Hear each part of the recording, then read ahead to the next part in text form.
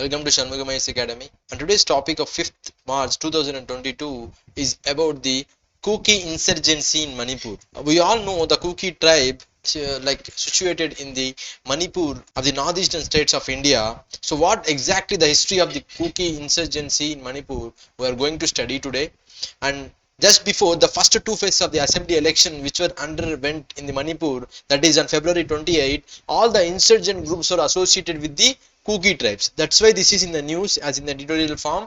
Why? Because after the elections, when the elections were underway in the Manipur, the February 28, 2022, all the insurgent groups, all the groups are associated with the Kuki tribe, especially in Manipur, said that they will vote for the present government which is at the center, and this came days after the union minister said that his rally in the Manipur state that this party will end the Kuki insurgency problem in coming 5 years. This is what the party has been promised to the Kuki insurgency, the Kuki tribes. So the president of the Kuki National Organization, that is shortly KNO, which cited the talks with the BJP leadership, and they said that the promise the speedy settlement of Kuki political aspirations. And first, this is the political issue which is not that much important, but why I have told those issues, because for that thing the Kuki insurgency is in the news. For that we need to know that, and first of all we need to know who are the Kukis. The Kukis are an ethnic group, and they are which including the multiple tribes. Originally they have been in the northeastern states of India such as Manipur. They are not only in the Manipur, they are also located in the Mizoram, Assam and parts of Burma, that is now the Myanmar. And also the Chittagong hill tracts of Bangladesh. These are all the state regions where these Kuki ethnic groups are normally located. So while Kuki is not a term which is coined by the ethnic group itself, the tribes are associated with it. That is the British, when they are in the colonial rule, they generically given the name the Kuki under the colonial rule. And in Manipur, the various Kuki tribes living mainly in the hills currently make up 30% of the total population, that is 28.5 lakh population were in the state. And while Churcha Chandpur is their main stronghold. So here there is also a one small history we need to know here. The people here in the Manipur, that is Churcha Chandpur, where the people are being converted to the Judaism, and they are also being emigrated to Israel. So this is what happening from so many years, and they also have been a sizable population in the Chandel, Kangpokpi and Tengnopal and Senapati districts, and the rest of the populations of the Manipur is made up of mainly two ethnic groups. And one ethnic group is the Meiteis and the non-tribal Vaishnavite Hindus or who live in the valley region of the Manipur, and the Naga tribes which are historically the loggerheads with the Kukis also living in the same hilly areas of the state. So here these tribes are very important because these questions can be asked in prelims form. So these tribes and among some other tribes which I am going to discuss later in this topic are also important from in prelims point of view.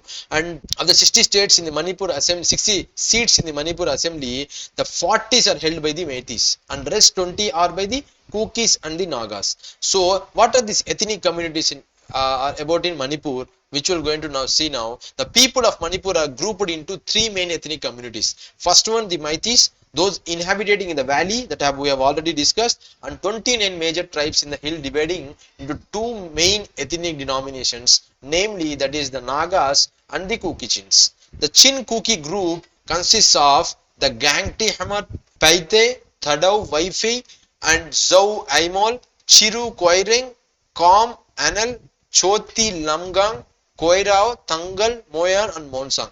These are all the groups which comes under the Kuki group. These tribes are all important because a question can be asked from these groups in the prelims form in the UPSC. The term Chin is used for the people who are coming from the neighboring Chin state of Myanmar, whereas Chins are called Kukis in the Indian side. So Chins are called as Kukis in the Indian state, where Chins are called like this in the Myanmar. Myanmar Kukis are called as Chin, but Chins in India are called as the Kukis. No need to confuse here. And the other groups like the Pait, Zhou, Gangti, Waifi identify themselves as the Zomi and have distanced themselves from the name Kuki. And the legend of all these tribes, including the Meiteis, claim that they originate somewhere from the north from a cave. This is what they are telling. They have been originated somewhere from the north from a cave. And what is the background? What led to this the Kuki insurgencies in the Manipur? So these reasons we'll study now. The Kuki insurgent groups have been under suspension of operation shortly SOO since 2005, because when they signed an agreement for the same with the Indian Army, they have signed this agreement with the Indian Army, that is suspension of operation with the Indian Army. And later in 2008, what happened, the groups entered the tripartite agreement with the state government of Manipur, and then led central government of UPA under the former Prime Minister of Manmohan Singh to temporarily suspend their operations and give political dialogue a chance. This is what happened in the year 2008. And Manipur, formerly a princely state that we all know, including parts of Burma, made accession into India after the independence, but was only made a full-fledged state in 1972. This is about the Manipur state we are talking here. The resentment over the forceful inclusion into India and delay in granting statehood led to the rise of various insurgent groups. So at that time, when it was included in India, but it doesn't given a full-fledged statehood, but it has given in 1972, that is full-fledged statehood. Before that, so many insurgent groups have been formed in the state. The problem was intensified after Manipur was declared a disturbed area in the year 1980. So for that, under the Armed Forces Special Powers Act, that is AFSPA, which gives sweeping powers to the military, that has led to the excesses. The cases in the Kuki insurgency, what are the case with the Kuki insurgency is, that is the root of the Kuki militancy is lies in the ethnic identity. They demand the self-determination, that is solely for the groups belonging to their ethnic fabric, meaning the dream to form a Kuki land, which includes Kuki inhabited regions of Myanmar, Manipur, Assam and Mizoram. This is what their ultimate goal is about. The second reason is that insurgency lies in the inter-community conflicts. There has been inter-community conflicts happens between the Kukis and the Nagas in Manipur, but the Kuki insurgency is in Manipur grew in real terms in the year 1980s, and also the Kuki Naga conflicts of 1990s. The Kuki National Organization and the Kuki National Army were also formed. The community could not shed their internal differences between tribes under a single line of action. So what is the demand? The demand for Kuki land Territorial Council. So at present, what is there exactly? The demand has come to the formulation of an independent district Kuki land Territorial Council within the purview of the Indian Constitution, which is the modeling of the Bodoland Territorial Council, which was formed under the 6th schedule of the Constitution. So this is important. Under polity in the Constitution, it was formed under the 6th schedule of the Constitution, and also the insurgent groups in Assam signed an agreement with the state government to there. The Kuki Naga conflict was stated over the securing identity and also the land as some Kuki inhabited areas which were coincided with the Naga inhabited areas. Actually, between 1992, what happened? Naga groups led by the National Social Council of Nagaland (IM) clashed with the Kukis, and close to 1,000 Kuki people were killed at that time. And where do these Kukis stand today? What happened to them now? That is while SOO, which was signed in 2005, that I have told you, the insurgent activities like the explosions, extortions in the form of tax collection, arms and drug trade and economic blockades still continue, often under the radar. So their arms would be locked away in an area inside the camp, and one set of keys would be with the armed forces personnel, while the other would be with the cadre leader. This is what happening now, because they are under the control of the government now. The temporary SOO agreements were made in order to start a political dialogue, that is to form a self-determination